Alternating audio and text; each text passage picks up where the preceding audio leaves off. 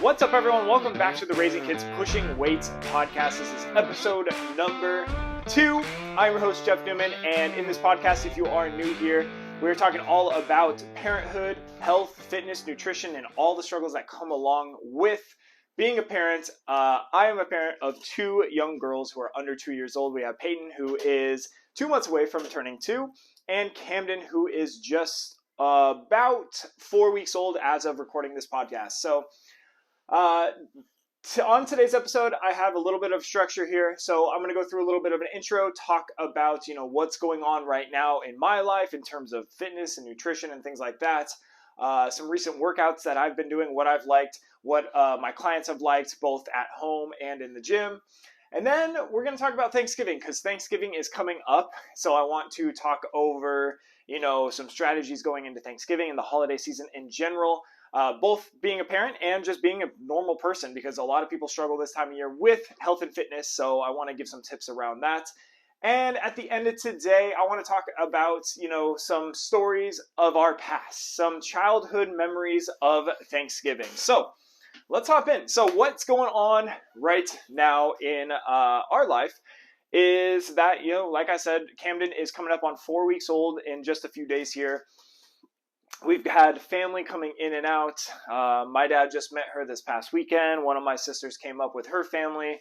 Lauren's mom, Lauren's dad have been in and out. Lauren's sister as well. So we've just had a lot of family come in and out, which means more desserts. More treats are still coming in. We got a full freaking pumpkin pie this last weekend. So I was just like, well, great. I've been super clean for the last couple weeks, and it's just, nonstop with these desserts. But hey, we're making the most of it, and it's just a short period of time where this is happening. So you got to enjoy it. What else is going on? So Peyton's learning some new words. One of the new words, actually, it's kind of a combo of 3 words, I'll say. Number 1 is we do a routine when we feed our dogs that we make them sit, we make them shake, and then we give them both a kiss, and then they eat their food. Well, now Peyton is now trying to make them sit. So now she knows the word sit. And then she also learned the word stick on our walk the other day. And now she's kind of combining the two to say shit. And obviously she doesn't know what she's saying. And it's actually super cute. But it's so funny when she says it, especially to the dogs. It just, when she says sit, it comes out as that. And it's great. Other things that she's doing. What else is she doing right now? Sorry, I got my notes over here. The other day, I saw her kind of pinching the ground, and I was like, what is she doing? And she kept moving like that. I was like, what are you doing? And I came over, and it's a freaking spider. And she's like trying to pinch the spider as it's going along. And I was like, no, don't do that. No, let it go. So then I went over and I squished the spider. But I was just like curious, like, man, is my kid going to be that kid who likes spiders and snakes and lizards and all that?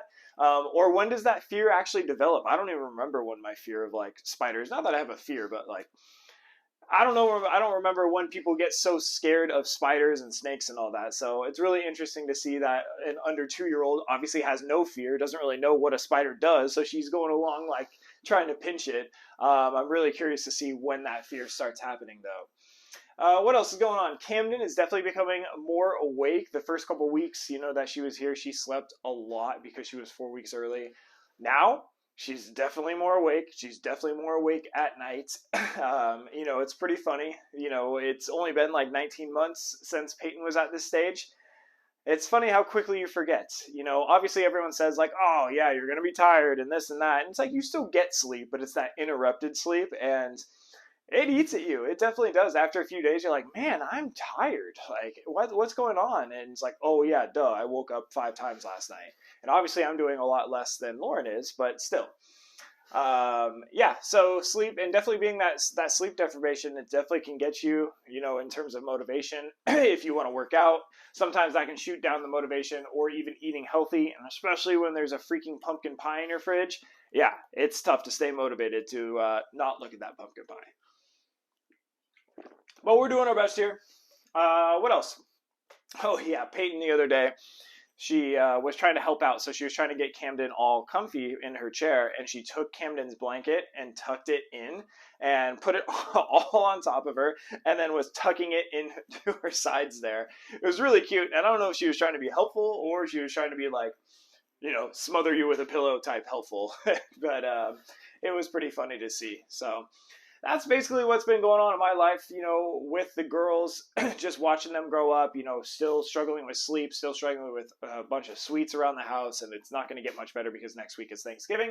But hey, like I said, it's going to be fun, and we're going to do our best. So next topic for the podcast is I want to talk a little bit about some workouts that I've been doing that we've been doing at the gym as well, and also with our home workout program. We've been doing a ton of single leg and single arm movements, which has been awesome. It's just been a great change of pace than just trying to hit like squats and deadlifts and bench press and strict overhead press or whatever it is. When we break it down into a single leg or single arm movements, it almost completely changes the movement. And for example, we've been doing a ton of these single leg deadlifts, which have definitely been a fan favorite from what I've heard from a lot of people in the gym and with the home workout program. But it's just almost like a completely different movement than a double leg deadlift. You use so much more of that side of the glute and the hamstring and the back picking up the weight with a single leg deadlift, and you get so freaking sore from those if you overdo it. So you really got to be cautious of how much weight you're doing and if you're keeping good form. But they're a lot of fun. And we've also been doing like single arm overhead presses, which is really fun to see like the difference in strength between one arm and the other arm.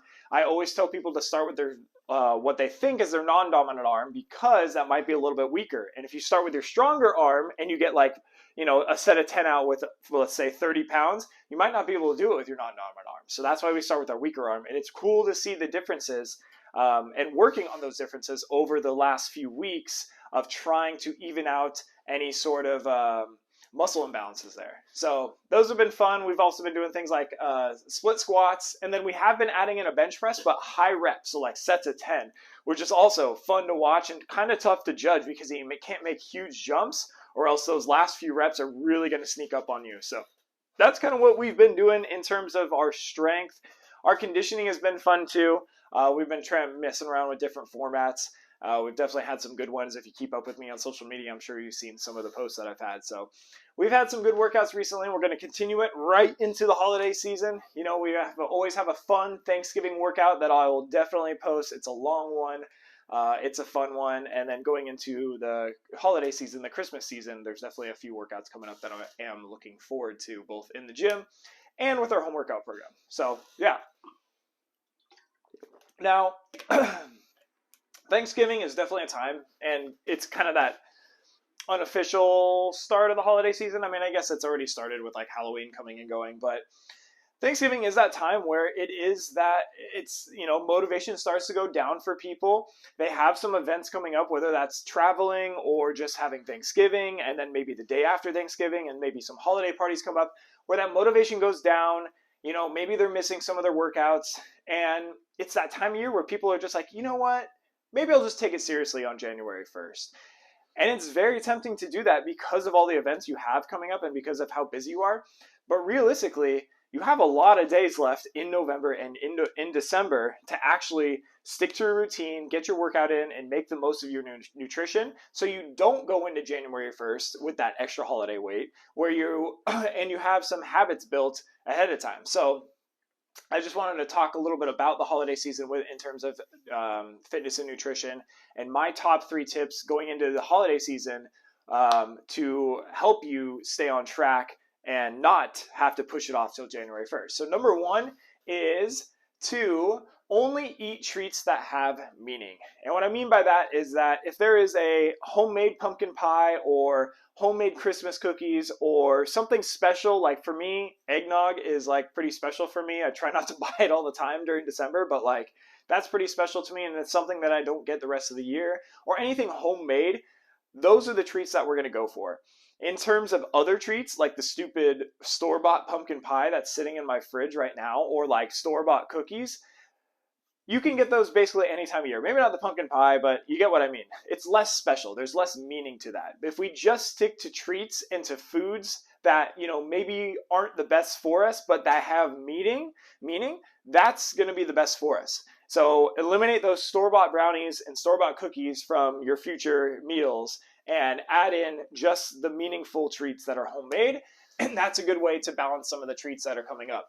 Number two, in terms of the exact like days that we're having big meals, so Thanksgiving or Christmas days or holiday parties, things like that, this tip will come in handy. It's to eat your protein and veggies first that are on your plate and then go to the sides. In terms of like Thanksgiving, that means if there's like Brussels sprouts and turkey, eat all of that first and then go back and have the stuffing, have the mashed potatoes, and have whatever else is there that looks delicious. And what that's going to do is going to get you your fiber and get you your protein, which is going to fill you up faster so you don't overeat. What we tend to do instead, or at least myself, maybe I'm speaking for myself here, is like I down some stuffing, down some mashed potatoes, and then I maybe don't even finish my turkey because I'm already so stuffed from everything else. I'm going to flip it over and get my protein and veggies in and then go back to the sides.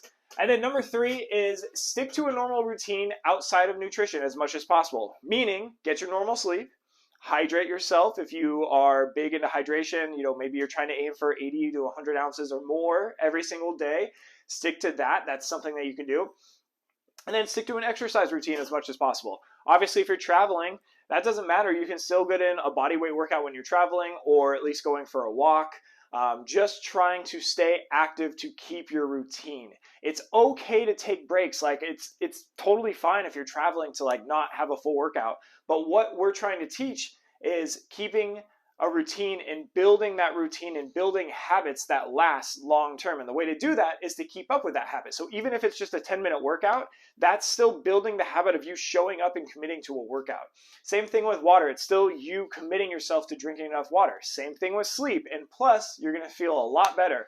Unless you have a 3-week-old, then, sleep just goes out the window, but that's okay. So those are my top 3 tips for the holiday season. Again, only eat treats that have meaning. Number 2, eat protein and veggies first. And number 3, stick to a normal routine outside of nutrition. So try to make everything else the same as much as possible with sleep and water and exercise.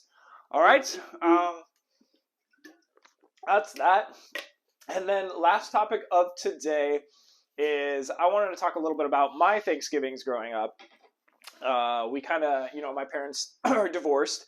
So we kind of split time. Most of my Thanksgivings were with my mom. We would either go and see cousins and aunts and uncles up in El Dorado Hills, which is Sacramento area.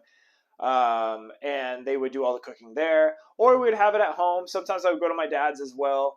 But I wanted to talk about some of the dishes that I had and maybe that you had, if you had anything different in your Thanksgivings growing up. So at my house, it was pretty traditional. We did turkey, we did stuffing, we did cranberry sauce. Green bean casserole, my mom made every single year. Shout out, I was probably the only one to eat it, but that's okay. Sorry, Mom. And the other things that we had were like Waldorf salad. I was talking about this today. A lot of my friends, like growing up, didn't even know what a Waldorf salad is. To be honest, I didn't even know the name Waldorf salad until probably like 5 years ago. I just called it like, oh, that weird salad with like nuts and grapes and things in it. I think it had like marshmallows or something. Yeah, that was one. And then we also would make this coconut orange salad, which I guess the name for it is ambrosia. But ambrosia, I looked it up, had like a bunch of different things. I specifically remember, and Mom, if you're listening to this, you can correct me.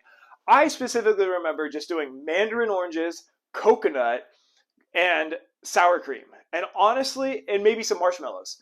Honestly, I think that was the only things we put in ours. And like, it was delicious as a kid. It was like sweet mandarin oranges, sweetened coconut flakes, marshmallows, and then like a creamy sour cream to mix it all together. Oh yeah, it was so good. But like, again, I don't remember any of my friends being like, oh yeah, I had that too. It's like, nope, that was just me. But hey, it was delicious. On my dad's side, again, very traditional, but he goes like all out. So he would always do 2 turkeys. One of the turkeys had to be deep fried every single year. And by the way, if you've never had a deep fried turkey, they are delicious. I know a lot of people have probably seen stories of like deep fryers gone wrong. I don't know. I never witnessed any of that. I just thought the turkey was delicious. So if you get deep fried turkey, oh, it's so good. So I want to hear from you. Do you have any weird foods that you used to have growing up at Thanksgiving, or do you do any traditions now that are different than the normal, just regular Thanksgiving? This year, I'm going to be smoking a turkey. I don't know if I'm going to do a whole turkey or just a turkey breast, but I'm going to do that. I'm also going to do a steak too, because I got a new Pit Boss smoker and it makes awesome steaks. So I'm going to throw that in there and have a little addition to our Thanksgiving meal. Besides that, I think we're keeping it pretty traditional. Stuffing, sweet potatoes, maybe regular potatoes, a whole bunch of stuff. Way too much food. All right, that's it for today. That's episode 2, is kind of the check-in of what's going on in my life. But I do want to hear from you. If you have any feedback on the podcast, things that you want to hear me talk about in terms of fitness or nutrition or whatever it is, I'd be happy to. Or the kids or anything about our routine going on. So that's it. Feel free to share this episode, like it, comment on it. I hope you'd enjoyed it, and I will see you for the next episode. See you later.